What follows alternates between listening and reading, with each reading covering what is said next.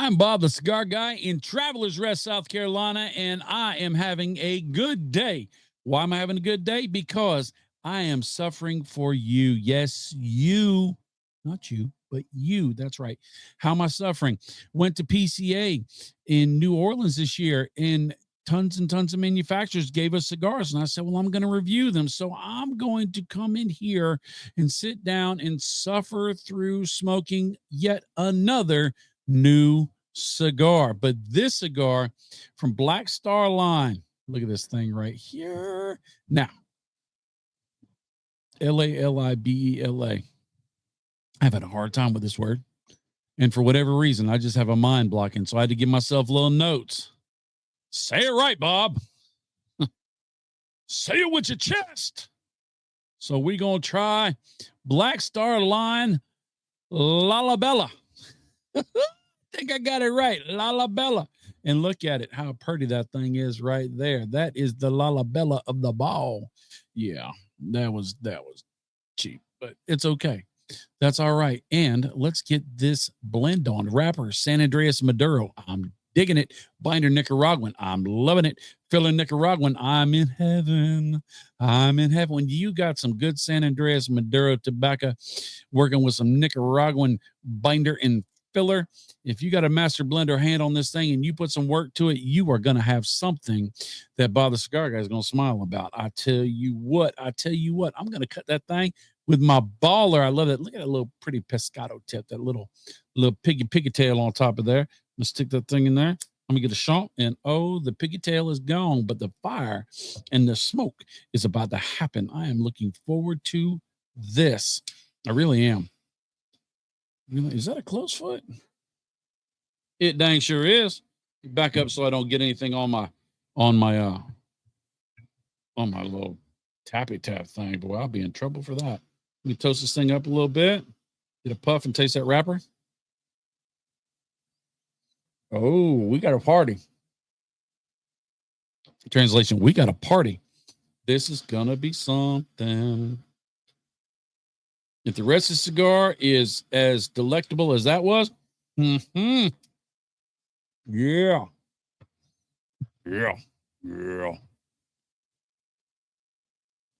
Lalibela. Black Star Line, let me talk about it. Small company. I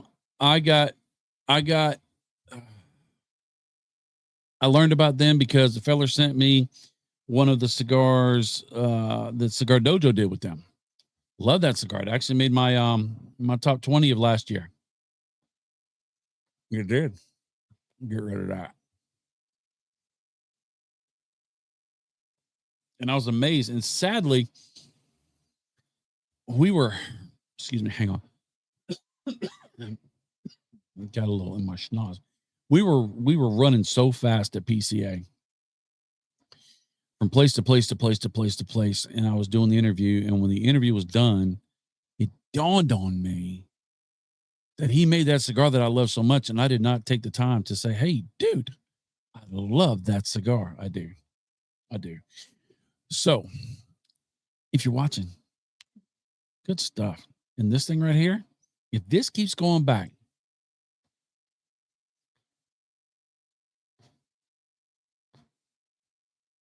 the way this started off, it's going to be something in fire.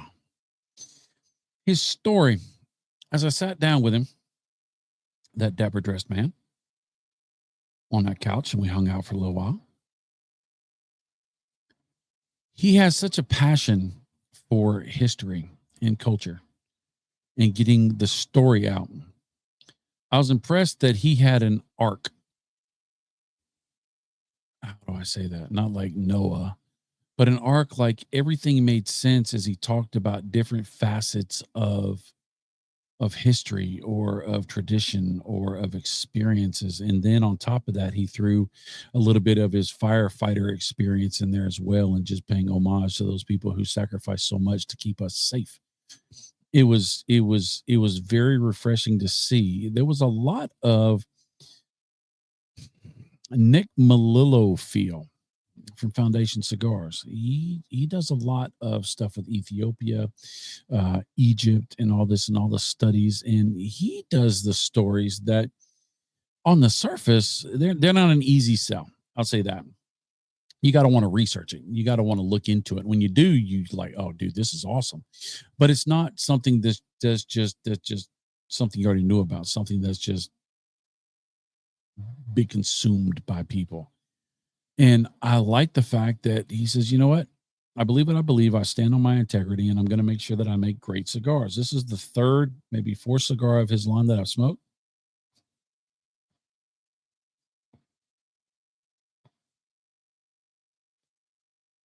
And you can tell it was a intentional blend. Mexican San Andreas is one of my favorite wrappers right now. It's been for a while. Started off because of the toothiness, but now I'm just digging the Mexican San Andreas. I am. But Mexican San Andreas can be a monster. Based on the toothiness and based upon on the qualities of Mexican San Andreas tobacco vary greatly. It's actually graded in the strength of spiciness and black pepper and this and that, and you leaning more to your leathers or your grittiness. You start leaning towards those things, and you can really destroy a blend. You could have a great blend with a lighter representation of those Mexican San Andreas qualities by adding something that is just full on right in your face soloist. And the hard part of that is, I mean, the great part of that is you really have a lot of room to play. So not all Mexican San Andreas taste the same. Not all blends with Mexican San Andreas taste the same. And so you get to experience all these Mexican San Andreas moments and not be bored, right? So you get to have all these different experiences. And when you have somebody that treats the Mexican San Andreas well, that says, okay, what do we got here? What kind of aggression are we looking at? What kind of profile are we looking at? Now, is this the aggression and the profile that I want to go with the rest of the cigar? Is this cigar going to be a good blend, or is this cigar going to get overpowered? And this one is in balance. Now, it is a heavier blend. Absolutely. I'm not going to go so far as to call it a powerhouse, but I will say it's on the more solid spectrum.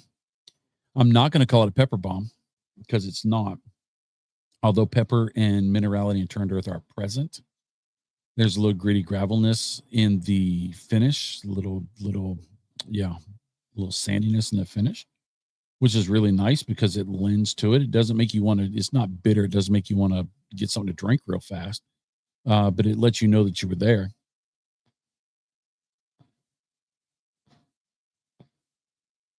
This cigar would hold up well with a brown spirit, or even a Dr. Pepper cheer wine or something like that. Whatever you're drinking, I could see how it would go well with a coffee. If you're a cream and sugar coffee drinker, I would add a little extra cream and sugar to my coffee, because this is going to pull it back a little bit. It's going to give you those dark espresso notes. It's going to give you that nice espresso bitter quality to it. And so I would want to add a little bit more creamer just to get used to my palate. If I'm going black coffee, I usually go black coffee or espresso coffee or something like that. This is going to fit right in there. You're not going to know where the flavors of the espresso stop and the cigar smoke starts. That's my opinion. It's just my opinion. But being the fact that I spend a lot of time with coffee and with Mexican San Andreas cigars, I would say that my opinion might be on point. But it's whatever you like. If you like drinking this, if you like smoking this with orange juice, grapefruit juice, do it. If it's you, do it, right? If you like something full, if you like something's got a little spice to it, if you like something's got a balance to it, it's got a solid draw,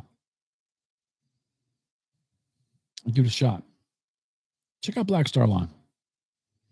I think they're a sleeper. I think they're going to come out and they got some legs. They're going to hang around for a while. And I think you're going to be impressed with what you see. So that's it. I'm going to go. Good stuff. I'll see you later. Later, Tater.